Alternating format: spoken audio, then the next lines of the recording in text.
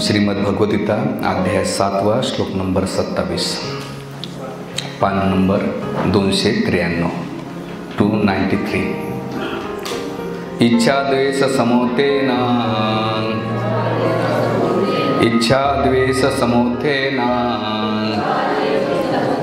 द्वन्द्वमोहेन भारता सर्वभूतानि सम्मोह सर्गयांती परंतप। शब्दशार्थ भाषांतर तात्पर्य डिवाइन ग्रेस भक्तिवेदांत स्वामी प्रभुपादांतरे। हे परंतप भारता, इच्छा आणि द्वेष याच्यापासून उद्भवणाऱ्या द्वंद्वाने मोहित झाल्यामुळे सर्व जीव मोहामध्ये जन्म घेतात। तात्पर्य, शुद्ध ज्ञानमयी भगवंताच्या अधीन असणे हे जीवाची वास्तविक स्वरूपस्थिती आहे। या विशुद्ध ज्ञानापासून दूर होऊन जेव्हा तो मोहित होतो तेव्हा त्याच्यावर मायाशक्तीचे नियंत्रण येते, म्हणून तो भगवंतांना जाणू शकत नाही। इच्छा आणि द्वेषरूपी द्वंद्वामध्ये मायाशक्ती प्रकट होते। इच्छा आणि द्वेषामुळे मनुष्य भगवंताशी एकरूप होण्याची इच्छा करतो आणि त्याचा द्वेष करतो। इच्छा आणि द्वेषाने दूषित किंवा मोहित न होणारे शुद्ध भक्त जाणतात की भगवान श्रीकृष्ण हे आपल्या अंतरंग शक्तींना अवतरणीत होतात, परंतु अविद्या आणि द्वंद्वाने मोहित झालेल्या मनुष्यांना वाटते की भगवंताने प्राकृत शक्तीने निर्माण केलेले, परंतु हे त्यांचे दुर्भाग्य आहे। असे मनुष्य मान अपमान, सुख दुःख, स्त्री पुरुष, शुभ अशुभ, हर्ष विषाद इत्यादी द्वंद्वात राहतात। त्यांना वाटतं की ही माझी पत्नी आहे, हे माझे घर आहे, मी या घराचा मालक आहे, मी या स्त्रीचा पती आहे। ही सारी मोहित करणारी द्वंद्वे। जो द्वंद्वाने मोहित होतो तो पूर्णपणे मूर्ख असतो आणि म्हणून तो भगवंताला जाणू शकत नाही। हरे कृष्णा। सगळ्या भक्तांचं स्वागत आहे आजच्या आपल्या साप्ताहिक सत्संग कार्यक्रमामध्ये।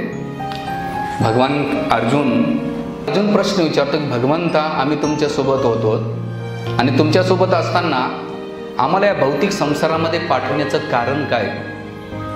त्यावेळेस भगवंत हा श्लोक म्हणतात की अर्जुना, इच्छा द्वेष समोत्थेन द्वंद्व मोहेन भारता सार्गयांती सम्मोह, की ह्या जगामध्ये मोहित होतो। कशामुळं मोहित होतो? की ह्या द्वंद्वाने इच्छामुळं होतं।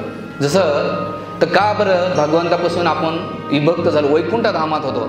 ज्या वैकुंठ धामात एकदा प्राप्ती केली तर तो पुन्हा ह्या जगात येत नाही, पण तरी आपण भगवंताचे अंश आहेत। भगवंत गीतेमध्ये म्हणतात ममोवांश जीव लोके जीवभूत सनातना मनश्चेष्टाने इंद्रियाने प्रकृष्ठाने, हे माझे अंश आहे। पण तरी त्या जीवात्म्याला भगवंत का करतात तर त्याचे दोन दोष सांगतात। एक म्हणजे इच्छा आणि द्वेष, कारण भगवंत भोग करतायत, मला करायला भेटत नाही आणि तो भोग भेटत नसल्यामुळे द्वेष निर्माण होतो। जसं आपल्या घरामध्ये आपण एक सर्वसामान्य परिवारामध्ये मुलगा आणि सून एकत्र राहिलं, पण त्याच्यामध्ये सासू सुनाचं किंवा परिवारातला जमत नसेल तर आईवडील काय म्हणतात, भाऊ तू इथं राहू नको, तुझ्यासाठी वेगळं घर आहे।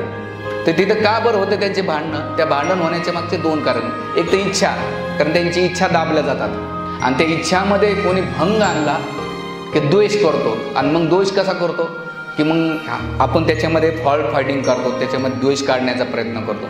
मग अशा वेळेस परिवारातले लोक काय म्हणतात, बाबा तू काय आमच्यासोबत राहू नको, तू तुझं घर बघ आणि तू तुझा संसार कर।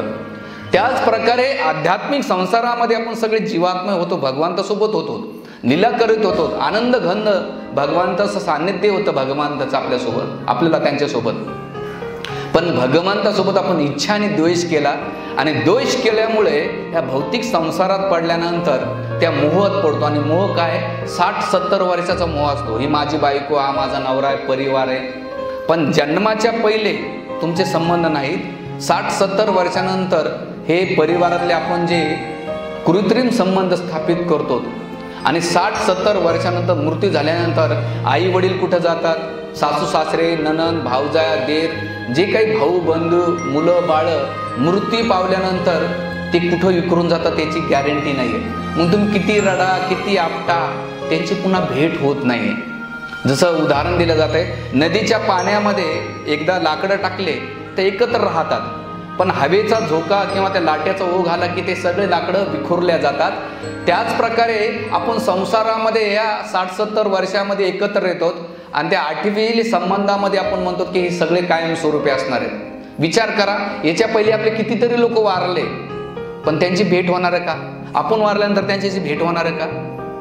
म्हणून या संबंधामध्ये आपले संबंध कसे आहेत? कृत्रिम आहेत, आर्टिफिशियल आहेत.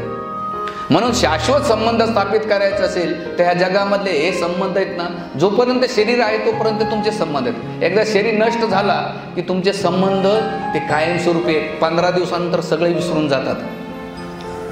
म्हणून या जगातलं खरं शाश्वत सत्य आपल्याला समजलं पाहिजे. आणि या 60-70 वर्षामध्ये आपण कोणाचे नाही तर आपलं कोणी नाही. क्लिअर आहे, आपण कोणाचे नाही तर आपलं कोणी नाही आहे. केवळ आपण एकटं चालायचं आणि एकट्याला जायचं. हे ज्ञान ऐकण्यात नाही तर ते आत्मसात केलं पाहिजे. आणि हे जर कळालं मनुष्याला तो सगळ्यांशी नीट वागतो, नीट व्यवहार करतो. पण हा विषय वेगळा आहे. मला सांगण्याचं तात्पर्य, आज मी भगवंत जरी आपण इच्छा द्वेषातून आलोय तरी भगवंताची करुणा दया आपण जर पाहिल्या गेली तर भगवंत विशेष अनुग्रह आपल्यावर करतात. म्हणून आजचा माझा प्रवचनाचा विषय असणार आहे की जसं एखादा मुलगा आईबापापासून विभक्त झाल्यानंतर ते आईवडील त्याला मुलाला बोलवण्यासाठी खूप प्रयत्न करतात, त्याला भरपूर प्रयत्न देतात की त्याच्या जीवनामध्ये त्याला प्रलोभन देतात. ते तर ह्या भौतिक संसारातल्या एक संबंधामधून त्याला बोलवण्याचा प्रयत्न करतात, पण त्याच्यामुळे बऱ्याच वेळा येत नाही. पण भगवंत, आपण भगवंताचे अंश असल्यामुळे भगवंत आपल्याला पुन्हा वैकुंठ धामासाठी 8-9 प्रयोजन करतात. आपल्याला भगवत धामा जाण्यासाठी किती प्रकारचे 9 प्रयोजन करतात. आणि ह्या 9 प्रयोजन नाही का आपल्याला पाठवतात. ठीक आहे, तू गेलास ना, संसार जसा भातुकलेचा खेळ असतो ना, भातुकलेचा खेळ. हां, हरे कृष्ण. सायलेंट करून ठेवा बाबा.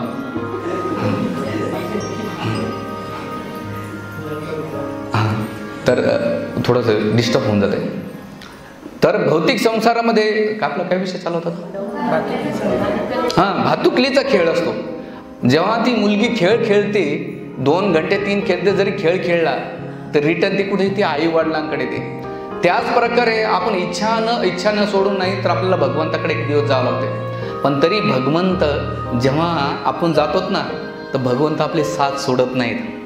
आणि म्हणून भगवंत जेव्हा इच्छा द्वेष केल्यानंतर ते आत्मेबरोबर भगवंत परमात्मा रूपाने पहिलं प्रयोजन करतात. ह्या जगामध्ये परमात्मा आपण कोणत्याही येवण्यामध्ये फिरलो, 84 लक्ष येवण्यामध्ये फिरलो तरी भगवंत परमात्मा रूपाने सोबत राहतो आणि आपल्याला गायडन्स करतो. भले आपण किड्याच्या येवणीमध्ये, विष्टीच्या किड्यामध्ये जरी गेलो तरी भगवंताची करुणा अशी आहे की ते आपल्याबरोबर परमात्मा रूपाने नाही का ते किड्यामध्ये, त्या विष्ठेमध्ये सुद्धा सहवास करतात. अमेरिकेमध्ये एका इस्कॉनच्या एका भक्ताला प्रश्न विचारला होता मुस्लिम व्यक्तीनं की का भगवंत विष्ठेमध्ये असू शकतात का? त्यानं त्याच्यावर पूर्ण त्या मुसलमानानं त्याच्यावर लय मोठा वाद झाला, तो बरंच काही विषय झाला. तर त्या भक्तानं म्हटले भगवंत तिथं पण वास कर, कारण भगवंत ह्या 3 गुणाच्या पलीकडे, भौतिक संसाराच्या पलीकडे, त्यांना ह्या जगाचा कोणताही स्पर्श होत नाही. का तर परमात्मा रूपानं सुद्धा भगवंत आपल्यासोबत राहतात. परमात्मा निघून गेलं ना हे शरीर मातीमोल होऊन जात आहे आणि परमात्मा रूपानं जीवात राहत आहे. आणि अशा परमात्मा कसा राहतो आपल्यासोबत? कारण त्याच्या बाजूला एवढी खाण आहे भगवंताच्या हृदयामध्ये. भगवंत त्या 6 नर्थ आहेत, काम, क्रोध, लोभ, मद, मात्सर्य, या 6 नर्थाच्या आवारामध्ये भगवंत निवास करतात. आणि भगवंत विचार करतात की कधीतरी याचे आवरण बाहेर होईल आणि मला कधीतरी प्राप्ती करेल. म्हणून लोचिंबाचं साहजिक लोखंडाच्या प्रती आकर्षण आहे.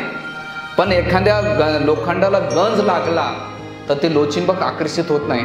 त्याला आकर्षित करायचं असेल तर काय करावं लागेल? तर लोखंडावरला गंज हटवावं लागेल. गंज हटवलं रे की लगेच साहजिक त्या लोचिंबाच्या प्रती आकर्षण होत आहे. त्याच प्रकारे भगवंताचं आपल्या प्रती, आपलं भगवंताचे प्रती प्रेम आहे. पण भगवंताच्या आपल्यामध्ये जे गंज चढलेला आहे तो गंज कोणता आहे? जे काम, क्रोध, लोभ, मद, मात्सर्य याचा गंज चढल्यामुळं भगवंत आपल्या जवळ असून सुद्धा आपल्याकडून लांब आहेत. म्हणून ईशोपनिषद सांगताय की पहिली गोष्ट आपण काय केलं पाहिजे, तो मळ साईडला केला पाहिजे. आणि जोपर्यंत अध्यात्म, मी मागच्या प्रवचनामध्ये सांगतो, अध्यात्म हे कपड्यावर नसतं, बाह्य नसतं किंवा आंतरिक असलं पाहिजे. अध्यात्माचं पहिलं लक्षण आहे की माझ्या जीवनातल्या ह्या गोष्टी कमी होतात का? माझं काम, माझा क्रोध, लोभ, मद, मात्सर्य कमी होतं का? बऱ्याच लोक देवदेव खूप करतात पण ह्या गोष्टींमध्ये खूप फसलेले असतात.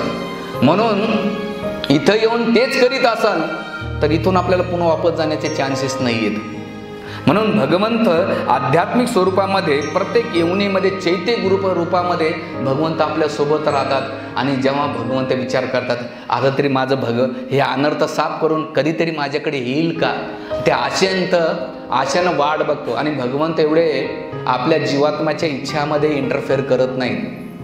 ती कोणती 84 लक्ष येऊन फिरत राहू दे, ते हे म्हणत नाही की तू चुकीचं करतोय, कारण ते म्हणतात की याची भोग आणि इच्छा आणि द्वेषामुळं हा फिरत राहतो।